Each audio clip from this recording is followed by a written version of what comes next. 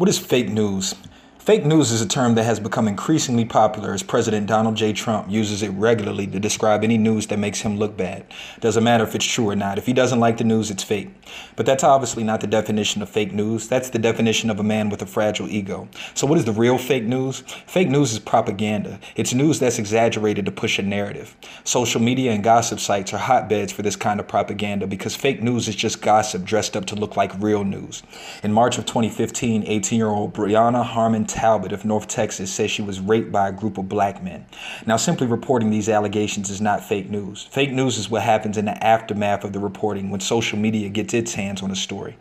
Later, after an examination produced no sign of sexual assault, Ms. Breonna Talbot was forced to admit she had lied about the whole thing. Felony charges were brought against her, which could have meant 30 years in a slammer. But according to real news sources, she's accepted a plea deal which requires no jail time. Nope. Sorry, I'm a firm believer that the punishment should fit the crime. These allegations posed a serious threat to black men in that area because fake news took her lies and ran with them. Can you imagine the police pressure to find these imaginary rapists?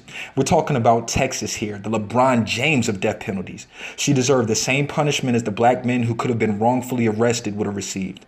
Hands up, don't shoot. Another example. The slogan was used to protest the controversial killing of Michael Brown by police in Ferguson, Missouri. At least one witness to the killing says that Brown was shot with his hands up saying, "Stop shooting." Fake news sources took the story and went ballistic with hashtags and protests, only for Obama's Justice Department to investigate and say, sorry, hands up, don't shoot was a lie. Now a movement that may have had good intentions looks disingenuous, like either a bunch of naive people who were made a fool of or people who just wanted to be disruptive and protest for no reason. Stop falling for fake news, people. It's damaging. When you take a stance based on facts and the truth, you'll always be on the right side of justice.